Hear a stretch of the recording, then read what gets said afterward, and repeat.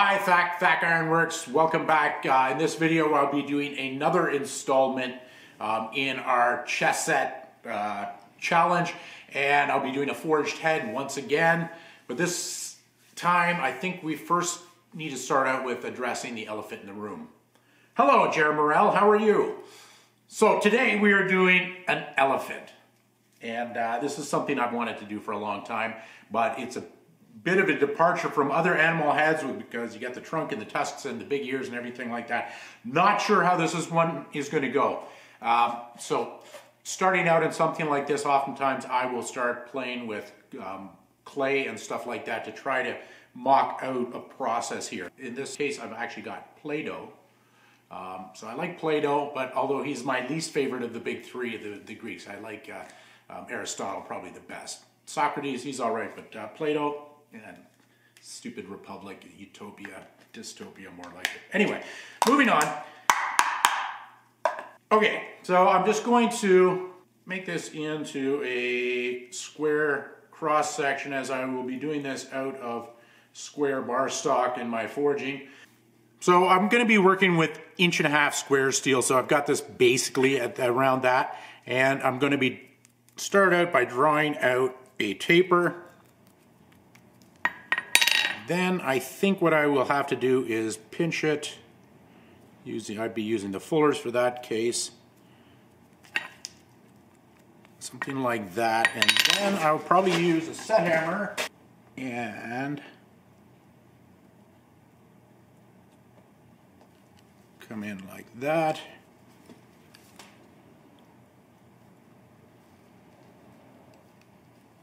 And then this will get drawn out a little bit. And then I will slice in there. And then these guys will get dropped down and create the tusks. And then I will put in the eyes. Something like that. And then I'm going to slice in for the ears. I don't think I have enough material here to really do it, but it will be something like that. If only it were so easy in steel. I'll be moving these guys forward and then thinning it out to create the ear. So that is my process strategy. Works in Play-Doh. Let's see if it works in steel. Here we go.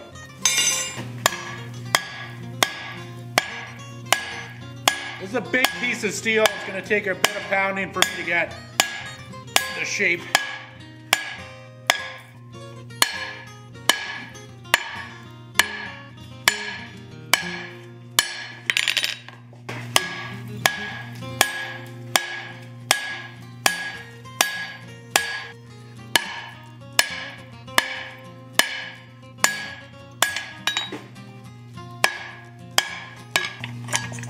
Now, this is a little tricky.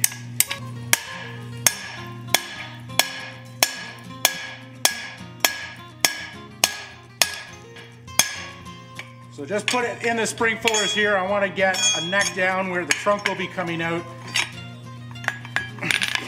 We'll draw out from there.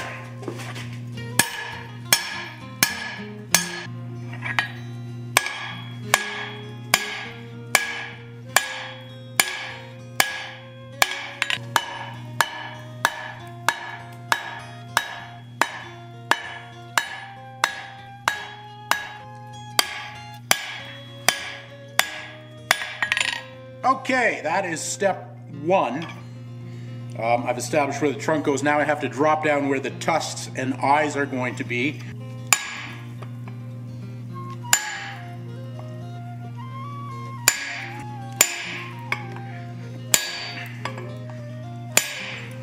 All right, now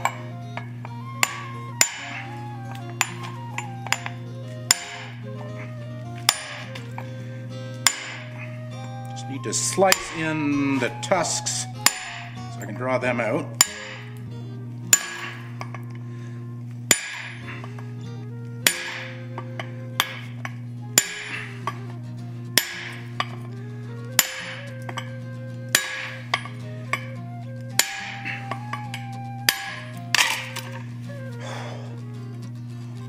pretty blocky, but it's actually, I think I'm going in the right direction here. I think I'm gonna have to chop some off the trunk there. There's gonna be too much material there. Not sure if I should do more shaping on the front of the face before I start splitting the ears out, if I'm gonna have a difficult time getting access after, but I'd also like to get those out of the way because they could be problematic as well. I think what I'll do is just do a little bit of shaping in the face before and then go to the ears.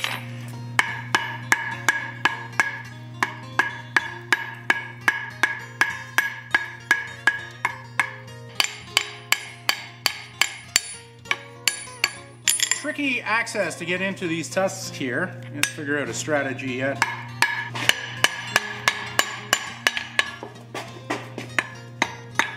Okay, I don't even know what this tool is called, but it's got this nice little knife edge that I can get in and get some access on this. It's all about access. I'm now wishing I left a little bit more for the tusks. I'm having a hard time drawing out enough there. These might be kind of stubby. On the plus side is puny tusks will make them less attractive for poachers.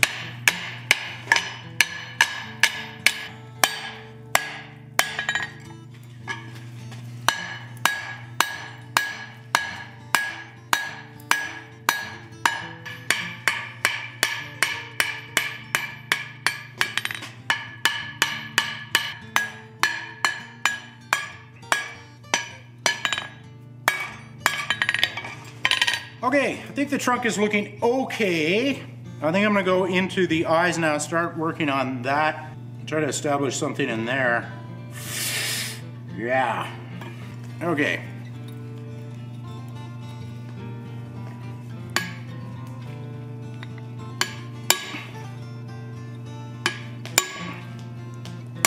I don't know what I'm doing right now. I just want to be very clear about that.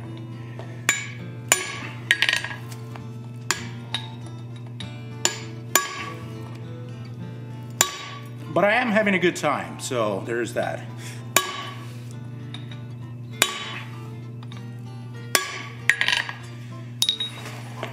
Okay, so I've established where the eyes are going to go. Now I've got to shape around them.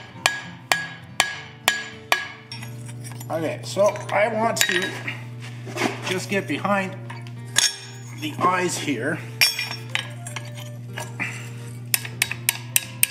with my spring fuller.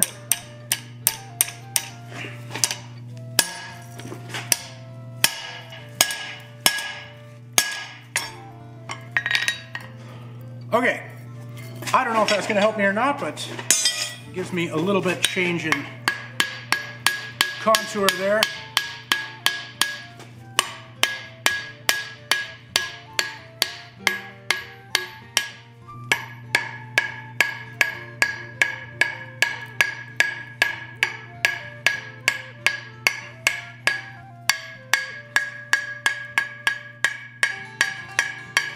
Okay, I'm about an hour into forging now. Long way to go. This one is a tricky, complex process. I think I'm starting to make some progress, so it looks not too bad there. I'm gonna have to mess around here with the whole eye area a little bit more before I move into the ears.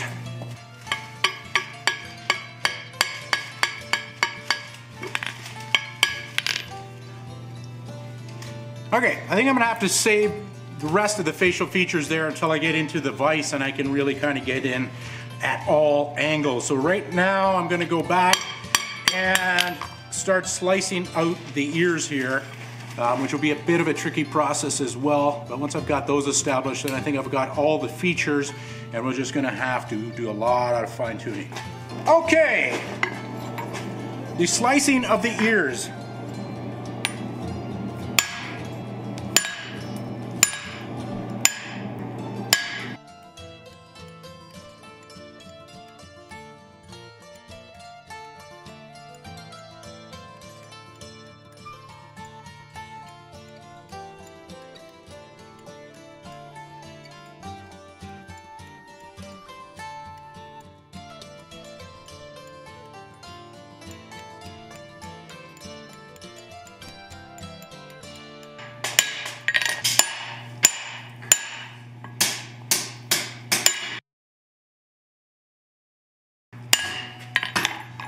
Okay, that was awkward.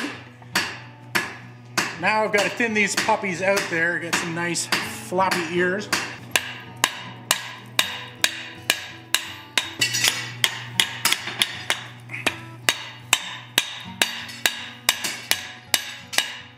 Okay, that is not working.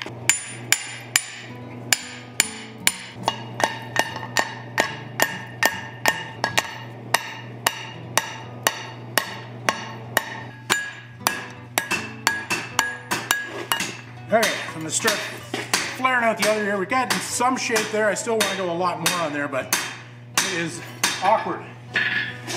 That's word of the day, kids. Elephants are awkward.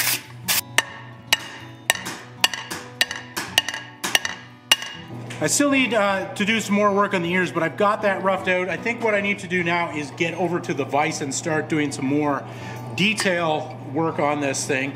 First thing I'm going to do is heat it up back here and get on the power hammer and just thin this out so I can get a good purchase in the vise, and then the next probably hour or two is going to be spent in the vise working on the details, and hopefully we can make this thing look very elephantine.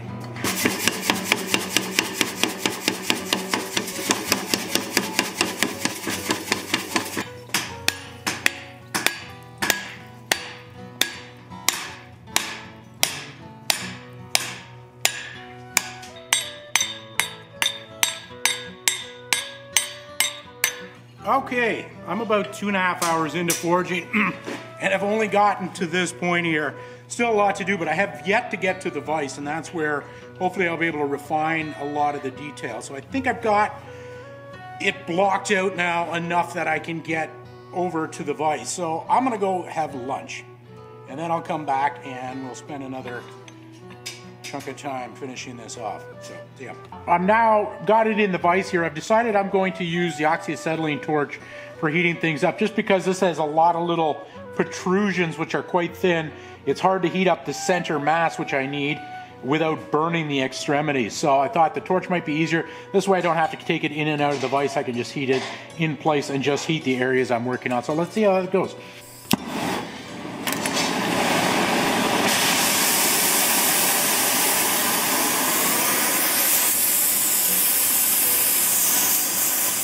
All right, I'm coming in with my teardrop punch here, and I just want to drop under the eyes. I want to drop that in a little bit deeper. This elephant's got bags under his eyes. I think he's pretty tired.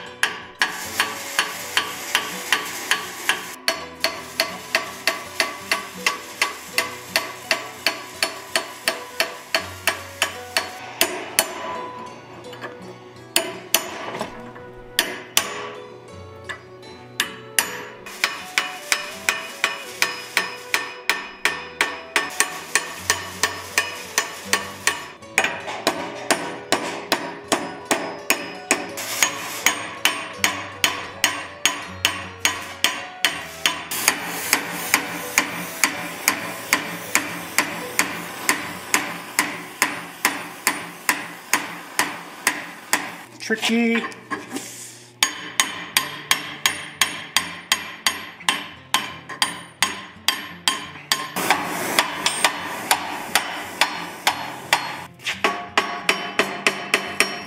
Okay, so we're back a couple days later, and I've just spent about an hour here trying to correct what was going on with the face here. It was very flat in the face, kind of had a bulldog sort of aspect to it, where the eyes were too much out the front and the tusks were kind of coming up the side like a spider. So I've just spent some time trying to drop this area back and down, and I had some success with it, but I'm at the point now where I think I would have had to start with a different strategy really to get it to emerge where I wanted. So I'm looking at my elephant here, and the way things drop in there and sideways. I think I should have started with a different approach. I came on too frontal with this thing, and if I can just pull this out of the vise now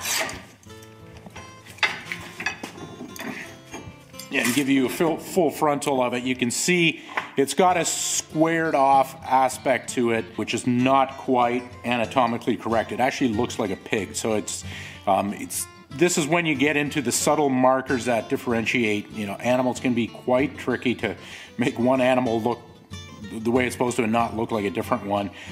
So a learning curve here, but I think for my first elephant, I think I'm just going to leave it at that. What I need to do now is just do some shaping on the neck, and then I need to bring this down and in back on itself, kind of like a traditional knight chess piece.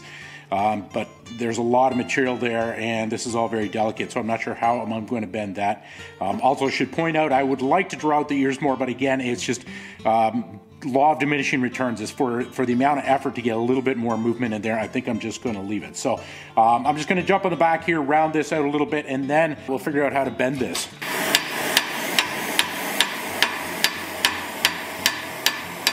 Okay, so I want to bring this back on itself so it's not hanging over the chessboard, and I need to have it self-balanced, so I need to bring it back here, but quite a bit of mass there, and to be able to get that hot without burning the ears and move it in without smashing up the face, pretty hard. So I think what I'm going to do is actually do a stress cut here to give me some space. So I'm going to come in there and chop out a chunk that I can then drop this back onto its neck there, so it will just kind of fold down onto itself. So I'm going to have to let it cool off a little bit and then get in, figure out how I'm going to get in there to cut that, probably with an angle grinder and a quick cut, and that'll take some surgical skill to slice into that. There we go. So I've gone in with angle grinder and a quick cut, and I've sliced in there. I don't know if you can make that out, but I've got kind of a deep V in there, so now there's not a whole lot of material right there. So I'm going to heat this up in the forge, this part here, which is, I'm not going to burn things, and get enough heat on there, and then hopefully I'll be able to bring this down because there's very little material there, and that should bend relatively easy. So let's see what happens. All right, see if I can bend it with the wood.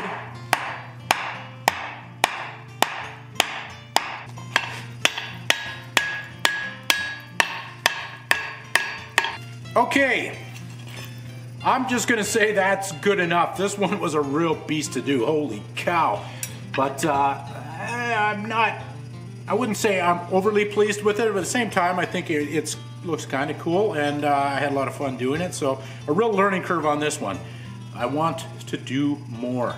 That's it for now. Plenty more to come. Stay tuned. New videos very soon. See ya. Bye.